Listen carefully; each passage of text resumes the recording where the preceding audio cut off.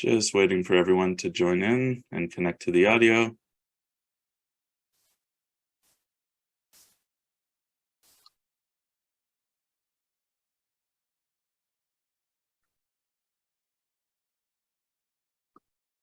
Looks like we got people joining in. Some people are still connecting, so I'm just going to wait a few more seconds.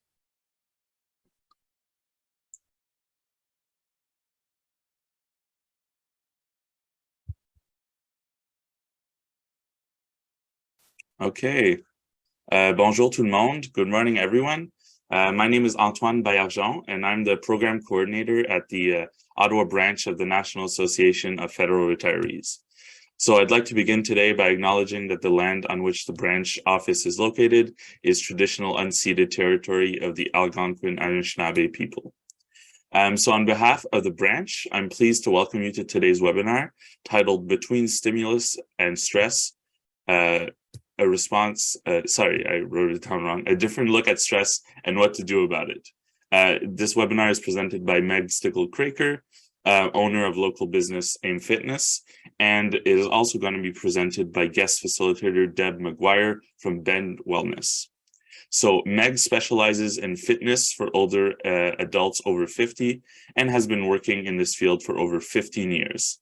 So we are proudly in our second year of collaborating with Meg, who offers our members fitness classes every month. Today's informative and interactive webinar with Deb will examine our stress responses, present some grounding techniques, and more. Veuillez noter que le webinaire sera présenté en anglais, mais la participation bilingue est toujours encouragée. I want to give a special welcome to anyone here who is not yet a member of the association. We hope that these webinars will inspire you to join us, and to our members, we hope that these webinars will encourage you to maintain your membership. Remember that you can give the gift of membership. To learn more about giving the gift of membership, please click the link in the chat box that will appear after I'm done talking to access the National Association website. I do also want to advise our members about our annual mega recruitment drive. So until December 31st, every time you successfully recruit a new member to the association, you will receive a ballot to win one of 14 great prizes. And the big prize is $10,000 in cash, courtesy of Johnson Insurance. So all members who successfully recruit a new member will also receive a $5 Tim Hortons gift card. So there are no limits, so you can sign up as many members as you want, and you will get a ballot for each one you sign up. After today's webinar, the Ottawa branch will also send you an email with instructions on how to access the recording of today's webinar and more information on the mega recruitment drive and how to join the association or give the gift of membership. Remember that you can always invite non-members to try our webinars for free. There will be a question and answer period at the end of the webinar, so please type your questions in the chat box throughout the session, and Meg and Deb will answer them during the Q&A session. Now I'm going to turn over the presentation to our speakers. Thank you. All right, thank you, Antoine. Nice to see everybody here this morning. So I just wanted to welcome Deb. Deb is our guest speaker from Bend Wellness. Now, her location, she's got a new space and it's located just outside of Perth. So be sure to check out her website. And Deb and her team offer mindfulness, yoga, and counseling. And Deb is a registered social worker who brings integrated approaches to both the counseling that she offers and the facilitation that she offers as well. And they do lots of workshops too. So Deb, nice to have you here with us today. Thank you so much. This is such a good topic for us, talking about stress, because as the holidays come up, as life goes on, there's a lot of things that can just kind of take over. So we're so happy to have you here. Thank you. Oh, you're welcome. I'm really honored to be here. I love facilitating groups, and this is a topic that's near and dear to my heart. And you'll see how it came to be in terms of a book that was really influential in the last couple of years that's changed how I do stress. But we'll get to that. As we're going along, I'm just going to share my screen and get started. as we're going along, if you have a question, yeah, type it in as was mentioned earlier. I'm happy to get to it in the context of whatever we're talking about, or if you want to keep it to the end, that's fine too. There are lots of ways to participate. Okay, let me just get my. All right, so excellent. So as I said, welcome. I'm happy to be here. I love this quote. I'm really moved by words. And often when I'm putting together a presentation, I think about some kind of guiding principle or a guiding piece of work to help me contextualize what I'm talking about. Viktor Frankl, if you don't know who he is, he was a Holocaust survivor, Austrian psychiatrist who did lots of amazing work, wrote a beautiful book called Man's Search for Meaning. Still one of my very favorite reads. And I love this quote: between stimulus and response, there is a space. And in that space is our power to choose our response. And in our response lies our growth and our freedom. And so the idea is that part of that space today is being here and kind of changing the way we talk about stress and stressors, and also knowing that, you know, between that stimulus and that response, whatever they are, that sometimes we can have a different response. So take that for what it is. A check-in and an intro. Thank you, Meg, for the lovely introduction. I'm a registered social worker and I practice psychotherapy, do facilitation work, and I really love interacting with lots of different people. So this is a new group to me. So I'm happy to answer questions later on about my work and my space. As a means of kind of checking in with the group, I thought that we could maybe put in the chat. So if you think about, you know, if we were in a room together, I'd maybe say, hey, how's everybody doing? To get a sense of kind of the temperature in the room, which is really helpful for context. But we're not all in the same room, we're in the virtual room. So perhaps in the chat, you could quantify with a number how your week is going. So if we say 1 to 10, 10 being you're having, you know, kind of the best week of your life, and 1 being the polar opposite of that. So there's a whole range in between. If you'd like to share and tell us, you know, a number of, you know, how the week's going for you.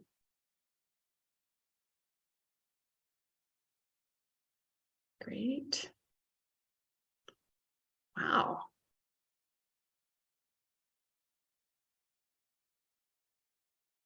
Excellent. Thank you. I like the 6.5. That's good. Thank you for those of you who are sharing. Yeah. Great. Gives me a bit of context, and I'll come back and look at that too. Yeah. Great. Well, hopefully being here in this space today won't make your week worse. I'm sure it won't. But connecting with people is, you know, when we talk later about completing the stress cycle, like meaningful connection is a way to help deal with the stressors in your life at times, you're virtual or not.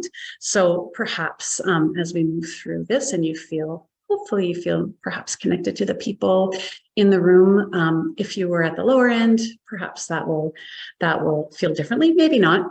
And if you're at the higher end, yeah, maybe that will change as well. So just a good way to check in. That's a tool I use. I work with a lot of teenagers and others, but teens don't talk a lot sometimes. And sometimes that's kind of the best way to kind of check in. And somebody's, just as for context, somebody's, you know, 3 or 3.5, maybe it's really hard to compare, right? So somebody who maybe has an 8 versus somebody who has a 3.5 might be dealing with some of the very same things, yet our responses are different and they're landing in our bodies differently. So that's a bit of context as well.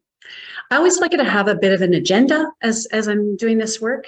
So my intentions are to have a discussion about our perceptions of stressors, what to do about them, what we do about them, some definitions to clarify, looking at our nervous system responses, that fight, flight, freeze, or appease response. Stress versus stressors, that's a really big one. how we respond to those, and then how we complete suggestions for completing that stress cycle. All right, let's see here. So we kind of did the check-in already. Well, I'll just leave that where it is. It sounds like on average there's a range of how we're doing today.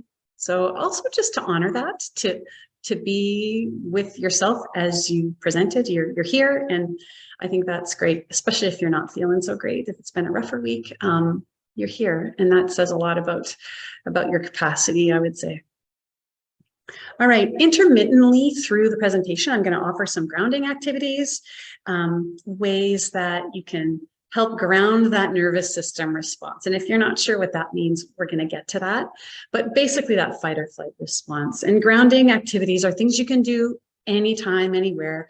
Gets you out of your head where stressors really have an impact, where the stress response happens, where anxiety and anger and all those big emotions grow. And it allows you just an opportunity to drop into your body. So this activity, I call Soles of the Feet. There are lots of variations of it, but the invitation here is, you can do this with your eyes open or closed, to just drop all of your attention right here, right now, to the soles of your feet. So without moving your feet or without changing your posture at all, initially, we'll do that in a bit, just feel your feet. Notice if there's a temperature or if there's a weight to them. Notice if there's any tension or any lightness. See, without moving your feet, see if you can actually trace with your mind's eye, trace the outline of one foot all the way around. And then the other foot all the way around. See if you can notice the spaces between your toes. That's a tough one. We don't spend a lot of time focusing our attention there. Can you feel your toenails? And now I would invite you to introduce just some gentle movement, changing the pressure point. Most of you, I imagine, are sitting. I'm standing. So this is a different activity when you're standing, but maybe your feet are flat on the ground. Maybe you can feel them in your socks, or in my case, in your slippers. Does the weight or the temperature of them change as you move? Does any discomfort change as you move your feet? Just gently rock them back and forth. And you can stay in this grounding space for as long as you like, but it doesn't have to last long. So I would just invite you now to bring your attention back into the room if you participated.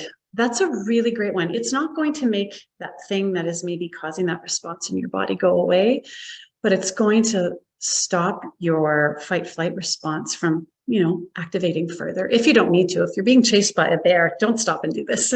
Run. Or stay and fight, I guess, if you choose to, but I don't recommend that. Great activity. You can always also do that with your hands on your legs. They're really great opportunities to ground your body. And then just a discussion or chat, and maybe people can contribute to the chat here. And part of this work, and I'm going to get to the book where I'm taking a lot of this from in a minute, but I wanted to just scan the room for, how do you define stress? I'm going to challenge our typical ideas about stress. Maybe some of you have read the book I'm referring to and may have a different idea. Even in one word, what does stress mean to you? What does that word offer when you hear that word? And there are no right or wrong responses, just kind of a scan of what, if you choose to share. And you may just be doing it in your mind, and that's okay too. I think we all have probably some worry. Yeah, we use that intermittently with worry. Yeah. We all have different ideas about what it means. Rumination, overwhelm. Lack of control. Isn't that the truth? Yeah, it can be actually physical, embedded in the body, physical pain, anxiety. Yeah. Can be a good or bad experience, right? Often when we think of a stress response, we don't often think about, wow, when we're really excited, we're activated. Yeah, that's an excellent point as well. Overwhelm. Heartache, oh yeah. Grieving, absolutely. Great responses. And I think at different points in our life, in response to different things, it can mean something different. We're actually going to challenge what the difference between, often we use the word stress when it's really stressor, but we'll get there. Thank you for those thoughts, really helpful. And so I don't know how many of you have read this book, Burnout, The Secret to Unlocking the Stress Cycle, written by two twin sisters who are both really smart PhDs. The Secret to Unlocking the Stress Cycle. It's mostly, it's a book that's geared to women, but you don't have to be a woman to benefit from this. That's why I teach this stuff all the time, because I think maybe they marketed to women and they've promoted it on various podcasts, etc.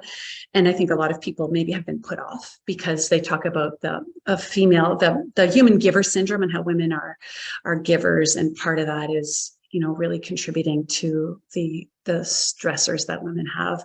You don't need to be female to get a lot out of the book. And if you're not much of a reader, they've appeared when the book came out. I think it was at some point in 2020, early 2020, they appeared on a lot of podcasts. And at the end of this presentation, for your own consumption, there's a snippet, a video of them, but they're really knowledgeable. And it's an amazing book.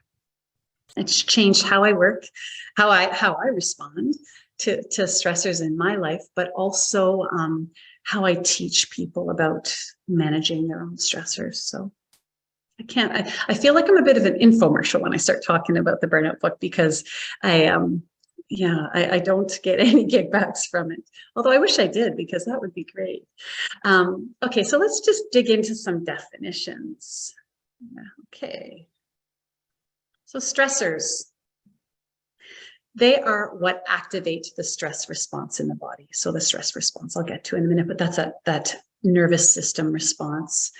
And these can be anything that we experience through our senses or that we imagine that could do harm. So that anxiety, you know, that we're mentioned in the chat, or the rumination. Rumination happens when you're reliving things that happen. So things that may have done you harm, just getting stuck. So stressors are the things that activate. So often, in maybe some of you, that word stress, when I asked about it, you may have thought that stress was the thing that activated. You know, we interchange those words. In fact, learning about stress, you know, as an adult, as a young person myself, I don't think the word stressor ever really came up. You know, it's not, maybe a little bit, but we would use the word stress to describe both stressor and stress. And I think, you know, we'll get to it in a bit, but society reinforces that. And there's a commodification of how we respond. You know, if we can just buy this thing or this vitamin or this cream or this thing to help with that, we'll feel better. And I'm not saying that vitamins aren't good or cream isn't good, but it's not going to help the physiological response in the body. I'm looking at my screen, so I'm not seeing anybody, and I don't see anything in the chat, but anybody has any responses, just pipe in, please, in the chat. And so stress, that word stress, and this is right from this Burnout book, is the neurological and physiological shift that happens in the body when you encounter one of these threats. So something that, going back to the slide before, things that activate that response that we take in through our senses or through our mind. Does that distinction make sense for people? Because that's a really important part of what the foundation of kind of what we're doing moving forward. Anybody have a question at this point? No, I'm not seeing anything in the chat. Great. All right, so we all have heard about the fight or flight response. I'll get to the freeze or appease response in a minute. That's part of the nervous system response. So we have this fear center in our brain called the amygdala. Maybe there are some scientists in the room, so I apologize for my, you know, I'm not a scientist, I'm a social worker, so I have a different take, but it's rooted in science. I'm just not a scientist. And perhaps you can add to this if you are a scientist. But I'm crazy about brain science because it's fascinating. So the amygdala, that fear response center, it's like a smoke alarm that sends off signals that there's danger. So when that gets activated, and it's a reptilian part of our brain. You know, we've evolved so much. Our brain has, well, what we've learned about our brains has changed immeasurably and continues to change. But our brains have also changed, and so have our bodies for evolution. The amygdala hasn't changed a lot. It still sends out that smoke signal, if it's a smoke alarm, that alarm to a perceived threat. And so that's very much part of what I'm talking about today, because, you know, for example, working with teenagers, I like this example because I'm sure many of us have people in our life who don't like to use the phone. If you can believe it, I grew up using a phone, a dial-up phone, and I love talking on the phone. But kids today don't typically like making a phone call. And perceived threat, the amygdala, they may as well be being chased by a bear. You know, everything. When I sit with them and say, how about we call the school, or how about we call your doctor, or how about you call your doctor? I'll sit here and I'll help you, I'll support you. How about you call them? That is a full-on stress response. So that perception of threat versus, is that going to kill you? Do you need a full response to fight or flee from that? No, but our amygdala can't tell the difference. So what happens when that response gets activated in the body? Stuff we don't even really realize. Everything that happens, the body's such an amazing, I like to say machine, because it's very efficient and it's doing all of this to keep us alive. So we get, when it's activated, when we're in a state of stress can be, you know, a really intense emotion. It can be anxiety, it can be fear, right? The responses are all very similar. We get tunnel vision. We're looking for that safe exit. We want to get out of here and get to safety. We can't think about all this other stuff. Often people will say when there's a stressful incident, I just got tunnel vision. Often your hearing may not be great when there's a stressful situation. You know, the body wants to be efficient. And if it's wasting energy on you trying to hear something, you know, and unless the hearing is very much related to the situation you're in, maybe that becomes really fine-tuned, but often it's visually, we're looking for an exit. Of course, many people notice that when they have that response, heart starts beating more rapidly. They either notice the heartbeat or the breath. They're connected, right? So as the body releases cortisol and adrenaline, the heart starts pumping lots of blood flow to the larger muscles so we can stay and fight that thing or run away. It's just pure fuel. And there's, you know, glycogen being converted in our body, that quick energy, hormones I talked about.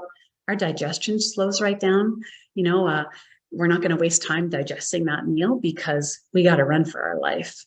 And again, sometimes the response is on a continuum, right? This is, you know, at its extreme, but this happens in ways throughout our days, depending on the kind of, especially if we're facing chronic stressors, you know, often digestive issues are a really big thing. Kids, the number one sign of a stressed kid is often digestive stuff, even when they're really little. You know, I don't want to go to school, I have a tummy ache. Our muscles tense, obviously, they're getting ready to fight or to run. Our bladder relaxes. This is a significant one because often people will say, well, like, I peed my pants, I was so stressed. Yeah, your body's not going to waste energy holding that urine in because you got to run for your life. That's the least of its worries. Or I work with a lot of athletes. We do lots of mindfulness work, and they'll say, before the game, I had to pee 17 times, like in 10 minutes. Yeah, you're stressed. Your body's trying to, you know, eliminate that urine because, you know, you doesn't need to be worried about holding that in because you're stressed about this game. And we work on that. The other one that isn't listed here that I find fascinating, often people will say they sweat when they're stressed. I'm a sweater, not so much my hands, but when I'm stressed, I will sweat. And the body is a really efficient machine. And I'm not a mechanic, but I do know that an efficient machine is a cool machine. And so when your heart's racing rapidly, your breath is going, you know, full throttle, you're generating some heat. Often people's cheeks will get flushed or you feel warm. And so the sweating is a way to cool down the body. So fascinating. Sometimes people talk about not only muscle tension, but muscle shake when they have an intensive stress response. And I kind of liken that to if the body were a vehicle, this response is just imbuing it with all the fuel it needs, just really pressing on the gas. The wheels are spinning, and unless you release the brake, the wheels are just going to keep spinning. And I guess releasing the brake is completing the stress cycle. So it fits in really well to what we're going to get to today. And so as you just really ram on the gas pedal, yeah, your vehicle's going to shake if you don't move the body or allow that stress response to actually take flight. The freeze or appease response, we don't often hear about those. And we've probably all experienced them in some way at any kind of critical incident. There's always somebody, I don't know, hopefully you haven't had too many of those in your life, but there's always somebody who just freezes, doesn't know what to do. Or people will say, I froze, I didn't know what to do. Or in response to maybe an email where someone says something really awful, or even sometimes watching the news or listening to the news. I find there's just such heavy news recently. Sometimes I find that response comes up for me. I freeze. There I am listening, the radio's on, and I just don't either have the capacity, or I've noticed that recently in myself. But it's an adaptive response, the freeze response. It happens in nature all the time. It's not good or bad that you froze at an incident. That's just what happened in your body at that time. Animals pretend they're dead to survive sometimes. They freeze, they play dead. Yeah, and it can be an adaptive response. Sometimes freezing and not doing anything can lessen the harm that might come for some of us in some situations. And then the appease response is about sometimes when there's a highly stressful situation. I support lots of women fleeing intimate partner violence. And we talk about that appease response a lot because they have a lot of guilt around it, that you might say or do something that normally you wouldn't say or do to reduce the harm or to protect your kids, right? And you don't have to be fleeing intimate partner violence to have that appease response. But sometimes to put ourselves less in harm's way, we just, maybe you've dealt with in your careers.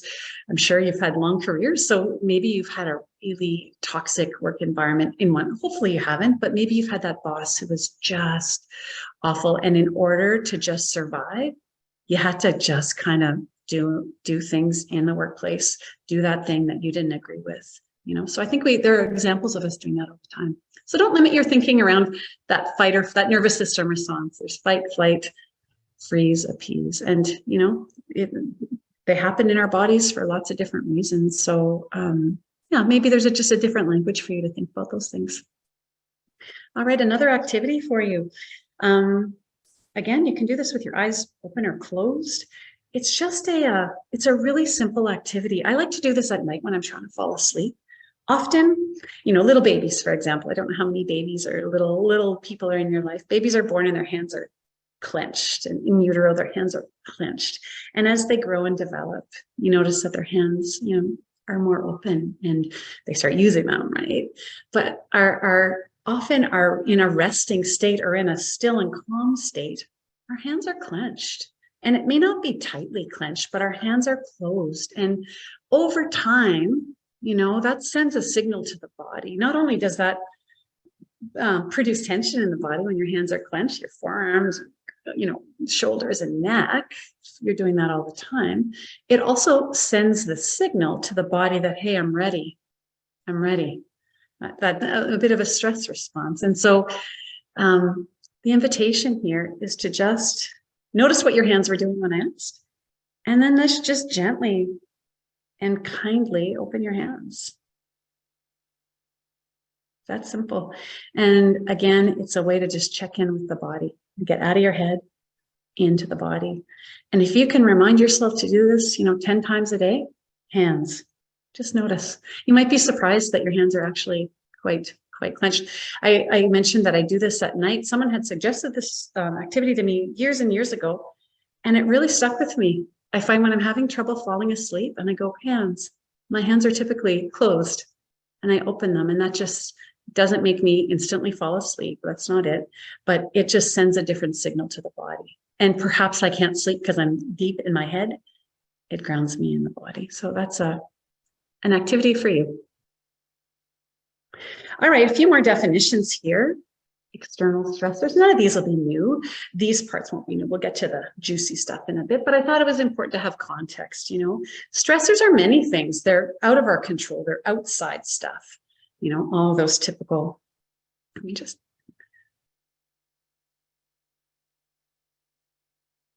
looking at the chat. Oh, you bet. You bet. And it's often, you know, our habits, our responses sometimes are habitual, right? Especially the maladaptive ones sometimes. You know, the ways that we might try and calm the nervous system with alcohol or substances, or not saying that people do that, but if that's a habit over the course of your life, because that will automatically kind of take the nervous system down a notch in the short term. It in the long term is, you know, it actually adds to the stress on your body. But I'm not saying don't have alcohol, don't have substances. I'm just saying that, you know, sometimes we engage in things that we don't really know why, but often it's in response to our nervous system, you know. But and I'm sure as you retire, there are lots of other stressors as well that maybe you foresaw, maybe you didn't. And certainly, I don't know how many of you retired during the pandemic or have been retired for a long time prior to that. Yeah, the pandemic's a whole other piece. Can constant stress lead to depression? You know, this, if you have, we'll get to the chronic stress in a minute, but certainly if there are stressors in your life that you can't do anything about, those external ones, you know, if the stressor is money, family, the change of life from working to retiring, or expectations, experiences of discrimination, all of those things, often we have very little control over those things. So sure, you know, if you're facing those things, regardless of what you're doing with the stressors as they show up, yeah, it's going to impact your mood, I would think, for sure. You know, the people I work with, when I do an assessment, we talk about all sorts of different things in the first appointment, but, you know, it's not usual that people who are feeling depressed don't have, most of them have a lot of stressors, you know, and we talk about, of course, your mood is low. Look at all the things you're dealing with. So I hope that kind of answers that question. And then the internal stressors, I think that we really minimize these, you know, that self-criticism, body image, identity, memories, worries about the past or future. And I mean, both the external and the internal, I'd say the pandemic impacts both, right? Yeah, we worry about things in response to the pandemic, but also externally, the society is telling us to worry. And it's, you know, especially for lots of people, it's pretty frightening to think about getting COVID or recovering from illness of any kind. And then, of course, there are acute and chronic stressors. So acute being short term, you know, that's like having a fight with someone, maybe receiving a bit of criticism for the most part, although sometimes we really ruminate on that criticism. So it lingers and it becomes more chronic. But for the most part, we can all think of a time, maybe we had an argument with someone or someone gave us some feedback that was really hard to hear.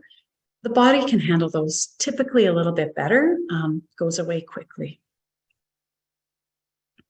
The chronic ones, much longer term, right? And they may be things that you have very little control over, and trying to change them just adds to the stress load that you're carrying. Can be in any toxic environment every day. So, you know, that stress response doesn't even get a break. It's going all the time. You're soaked in that stress juice, as they call it in the book, the you know, cortisol, adrenaline. They're just, your heart's working extra hard to pump all that stuff through you because the body can't tell the difference between a real threat and a perceived threat. But some of the stressors may be real threats, you know, maybe you're living with violence, or maybe the pandemic is a chronic stressor. And maybe just how the world has opened up and there are no masks, and that might be a chronic stressor for you because you're really worried and it's increasing your sense of isolation. Yeah, so I mean, there's so much there. Before we dig into what they talk about, kind of how we've evolved and what they talk about in the book in terms of completing the cycle, how do people typically deal with that stress? You may have called it stress before. Let's call it a stressor. If you want to share in the chat, if for better or worse, the good stuff, or maybe the stuff that, hasn't served you so well. Are there things you do that really help that stress response? I would say you're all coming here today. So that's a adaptive, or that's a skill. It says a lot about each of you. Prayer. Yeah. That's a big one for people, for sure. Nature. There's such good walking alone and then being in nature. There's a thing called forest bathing. I don't know if you know about it, but just the idea of really immersing yourself in trees and the forest. There's some really good stuff there. For massage. Oh yeah, that can really, we hold stress in our body, and that can be a really good one if you have access to that. And that touch, that's really helpful. Oh, meditation. Absolutely. I'm a big proponent of an exercise. Yeah, I bet. Oh, I like the read light novels. I read so much for work. I love reading just fluff from the library. It's so great. Massage. Prayer again. Yeah. Very good. Some really great responses. Excellent. Thinking of more positive things or good memories. Yeah, that can be really helpful. Yoga. Yeah. Recently, I've found yoga to be a really great response for me. That's wonderful. I'm going to keep going, but I'll keep watching the chat, and feel free to continue sharing. And so I've got this slide called Chased by a Lion. They talk about this in the book. So the stress responses, that nervous system response, used to serve us really well when actually we would be chased by a lion, or we are out hunting as hunter-gatherers. We might be chased by a lion. We would run, and part of the, the stress response is actually, releasing that brake, as I said, and just moving, getting that using the cortisol and adrenaline, using the gas that is just pumping through your body. And that worked when we used to be hunter-gatherers. In fact, you might even kill the lion that was coming at you, and then return to the village, and you're met with community and food and maybe laughter. Maybe you just start, big cry and a hug and rest. And I mean, all the great ways to complete a stress cycle. Done. You go out and hunt the next day, and it's not chronic. It doesn't build up. It doesn't continue in the body. But now a lot of the stressors we experience don't involve moving through the active part of that stress, of completing that stress cycle, right? I'm just going to check the chat before I go to my next slide that complements what I just said. Deep breathing and mindfulness. Thank you. It was very good. We're going to get to a breath practice in a minute. And so now, I mean, the stress is the stressors we experience are in the palm of our hand, in the news feed we get on our phones. There's news all the time, and it's dreadful. There's climate change, like it's nonstop. I'm just going to read a little snippet from the book that I found really helpful.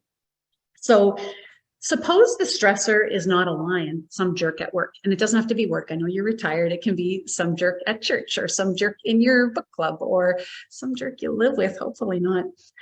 This jerk will never be a threat to our lives, as the lion is. He's just a pain in the ass. He says some jerky things at a meeting, and you get a similar flood of adrenaline, cortisol, glycogen, but you have to sit there in that meeting and be nice, socially appropriate. It would only escalate the situation if you vaulted across the table and scratched his eyes out, right, and started a fight. But here you are just sitting with him, and maybe you talk to your boss later, and she takes care of it, or she makes it so it's easier next time. I mean, you might have dealt with, after the meeting, you go to your office, you've dealt with the stressor, which is this guy, but the stress is still present. And so that's the real thing, and I would invite each of you to think about, how fight or flight looks, escape looks, when stressors are everywhere. And music, excellent one in the chat. I use music all the time. Excellent. That's a really great way to not only move the body. Sometimes you might want to dance in your kitchen when music's on, but also kind of soothe you or offer you comfort. Yeah. So just want you to think about that sometimes we the stressors come really passively. We don't even think about the news. I don't have a news feed on my phone. I can't, there's enough on my phone. I don't need it. And I don't want it, as a way to just kind of limit what I take in and decide what I'm going to take in. Maybe I'll look at a news feed I trust online once a day. I'm not going to have that constant feed. And news is just one example. I mean, there's some things we can't escape in terms of communication, and humor and exercise. Excellent. We're going to get to those. Those are really good strategies. And so the idea here is, just because you've dealt with a stressor, the lion, that guy who's really disrespectful, doesn't mean that you've dealt with the stress itself. Yet, often we're marketed things to deal with stress, which actually, we don't want to stress that response to disappear. We actually need stress to stay alive, right? To keep us safe from the real bears that chase us, or the real things we have to respond to very quickly. But often, as I said at the beginning, the commodification of stress responses. So, you know, those creams, and go and take a bath and you'll be fine. And while a bath is great and a cream might be great, or vitamins, or even good things like yoga or exercise, they can all be really good, especially movement. But sometimes if that comes along with some pressure, or if it's stuff that's increasing the stress, you know, it can add, not only you might be moving your body, which is one of the best things you can do to respond to stress, but there might be, you know, pressure to do that, or there might be other things that are actually making you vulnerable to, you know, some injury and all that stuff. But to think about here what society tells us about dealing with the stressors. Right from the book here, the good news, stress isn't the problem. It's the strategies we're told to deal with the stressors. They have no relationship with that physiological response. So taking a bath, yeah, that can soothe the nervous system. I love baths. But if I'm highly activated, personally, my number one way is movement. I got to move my body. I can't sit still when I have that really big response. That's my first. I'm a fairly active person to start with, but when there's a big stress response, I gotta just go for a walk. And so some of the messages we receive about how to manage those things, anybody want to share? What does, you know, capitalism, let's say, or maybe the society which we're in, or sometimes it's even the medical system, they don't always get it right. What do they tell us about managing our stressors? They probably say managing stress, which isn't what you need to manage. People may have something to say about that. Or you may be going, wait a minute, I never really thought of it that way. I never thought that, you know, about the messages that, you know, we're coming into Christmas, a really stressful time for lots of people. Some people, it's really joyful. Often lots of good stuff comes along with big stuff as well, big emotions. You know, maybe to think about this question: what is society? Are they trying to sell me something, or are they actually trying to help me? Am I meant to learn here, or just buy something? Pills, yeah, for some people. And I'm not saying medication doesn't help. You know, if you have high blood pressure, medication, you probably need medication. And same with, you know, some of the meds to manage people's mental health. There's no magic wand, is what I tell people. And so you need, you know, there's a full system response happening in your body when you've got lots of stressors. And so you need kind of a different look at what will work to manage those. Therapy can be really helpful. Absolutely. Yeah, to give you some context or validation or some tools. Yeah, you bet. Change how you think about the stress, you know. Cognitive behavior therapy is a whole therapy around changing how you think and the emotions related to that, and then how you behave. That's a great way to.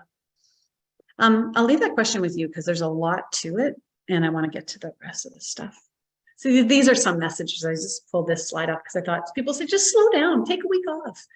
That guy won't bug you. That guy won't be bothering you when you come back. But if it's a chronic, you know, we all have that guy in our life, the person who maybe you don't, how wonderful. But that person who just activates that stress response. Maybe they're violent, maybe they're misogynistic, maybe they are just racist. We all have those experiences. And when people say, just calm down, relax, be positive. I mean, while those things, none of this is bad advice, but very few of these things will actually meditate, breathing, go outside. Yep, depending what your version of relax is, will help you with that physiological response. Unplugging is a big one. I would say that that's helpful in any situation. Okay, and then we're going to get into that stress cycle. The stress is going to kill you faster than the stressor will. So that lion, it's not going to kill you as quickly as what your body's doing in response to that lion, unless you do something about it. While you're managing the day's stressors, your body is busy managing that stress. That's why we can't sleep. You know, the cortisol, adrenaline, Vicodin, they're meant to stimulate us to move. And so if that's not happening, of course, we're not going to be able to sleep. You know, think about a really stressful time. Can also, once you come down from it, completely exhausted. So you might not be able to stop sleeping. Yeah, no, that's a good point. I think those suggestions, as Gordon says here, can send a message that the person trying to help doesn't understand. Relax. Yeah, you bet. And it places the onus on me, and not that I need to take responsibility for my own health, but if I try and relax and it doesn't work, then I feel worse. You know, there's a personalization there. If you should try harder, go sit on the beach for a week, you'll be fine. And then if I do that and that doesn't feel great, I'm actually more stressed. I feel more, stress in my body. Then I'm blaming myself, which, as the person earlier asked about depression, it's like a vicious cycle, isn't it? Okay, so let's think about stress cycle. That's kind of why I'm here to deliver this stuff. This is kind of the Cole's notes of it. They give lots of other examples in the book, but these are, the basics. Activity, whatever that is for you. That might be dancing around in your kitchen. I love the suggestion about music earlier. That could be yoga. That could be walking. There's a great Ottawa writer. I pulled out his book, who wrote a book in 2015 about walking. Born to Walk, The Transformative Power of a Pedestrian Act. I don't know if you can see it, or I can link it when I send Meg the slides. Dan Rubenstein, fantastic read about just the benefits of walking, not only for our mental health, for communities, etc. I just thought of that because often when we think about activity, people think, oh, I have to go swim 20 laps. I have to run. You don't have to do yoga for 2 hours. Whatever movement looks like for you, and you might have limited capacity. People do chair yoga. Like I'm sure Meg has helped you with lots of different kind of movement strategies. Moving, letting the easing off on the gas and easing off on the brake, using that fuel that's coursing through your veins. Really important. Breath work, as somebody suggested. When you think about that stress response, depending on how big it is, the heart's beating, the lungs are really working hard because we're trying to get so much fuel in our big muscles. If we can change how we're breathing, if we're not running from a bear, right? Like I said before, run from the bear, the real stress, whatever that real stressor is for you. But if it's a perceived threat, breath work is really helpful. I've got a simple activity. There's a zillion different kinds of breath work. I don't know if you've tried box breathing. Some people call it square breathing, tactical breathing, because they teach it to folks in the military and first responders. But it's very simple practice. We can walk through it, right? Maybe I'll explain it and then we'll just do it quickly. So it's basically, and you can draw a square on your sheet if you want. If you have a sheet, I like to trace a square either on my hand or my leg if you're not too ticklish. So it's breathing in for 4, you hold for 4, you breathe out for 4, and then you hold for 4. If you have any breathing issues, don't make it 4, make it 3, or see if you can build up to 4. But certainly be cautious if you have any, cardiovascular issues. So maybe I'll just invite you to give it a shot if you'd like to join us. It's an invitation. And so just finding a good posture to support some wonderful breathing. This is best done through the nose. If you can't do that, imagine you're breathing through a straw in your mouth, just so that you're not gulping in air. And we'll do 2 rounds of it, but I recommend when you do it, you do several rounds of it just to calm the nervous system. All right, so breathing in for 1, 2, 3, 4, hold, 2, 3, 4, out, 2, 3, 4. Hold, 2, 3, 4. In, 2, 3, 4. Hold, 2, 3, 4. Out, 2, 3, 4. Hold, 2, 3, 4. That was just to get you used to it. I'm sure many of you have heard about this, maybe you haven't. But several rounds of it. And practice, I say to people, they're like, I'll never remember that when I'm stressed. I invite people to practice it when they're feeling well, because a stressed brain is trying to find an exit, is trying to run away. It can't draw up skills that you just learned. So practice it when you're feeling regulated so that it'll come easier. I use this when I go to the dentist. I have a lovely dentist, but I don't like the dentist. I don't like going to the dentist, and it really, really helps. Yeah, so that's just a bit of a skill for you. We're getting back to the completing the cycle, positive social interactions. So, and it doesn't have to be, you know, a meaningful, deep philosophical conversation. It can just be that person smiling at you at a coffee shop, or maybe on Zoom, you see somebody that you know, and you know, that felt good to kind of connect that way. And so it doesn't have to be in person. I think the in-person is wonderful, but I know many of us are making lots of different choices around in-person versus not in person. But positive social interactions. When we're not feeling great, we feel alone typically. You know, many of us are just private and we feel really isolated. So even a small shift in an interaction can be helpful, and even offering that to somebody else, you know, being the person that smiles at somebody else, really, really powerful in the body related to nervous system. We're wired for connection as humans. So that one is just so validating and informative to the nervous system. Laughter, if you can manage, you know, that's such a great release to just laugh. Affection, they talk about the 20-second hug in the book, and you know, if you don't have someone to hug, I can appreciate that.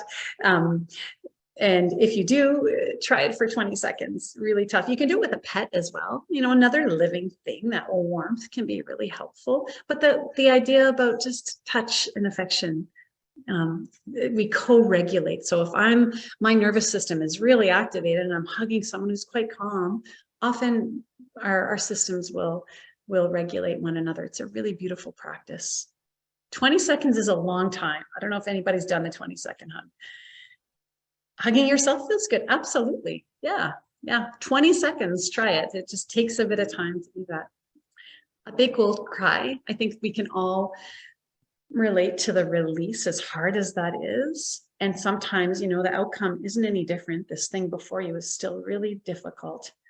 And you've released some of the response that you've had in your body. It can be really, really helpful. Creative expression, you know, finding ways that you can creatively release some of the stress response in your body. You know, artists often create their most beautiful pieces out of distress, you know, poets, songwriters, painters, you name it. And so I was talking to someone the other day and they said, oh, I'm not creative at all. And as we got talking, she said, well, I love to cook and I love to garden. Well, they're very creative. That's creative expression to me. I mean, don't limit yourself to painting and writing when you think about creative expression. Chess. Oh yeah. Oh my gosh. Yeah.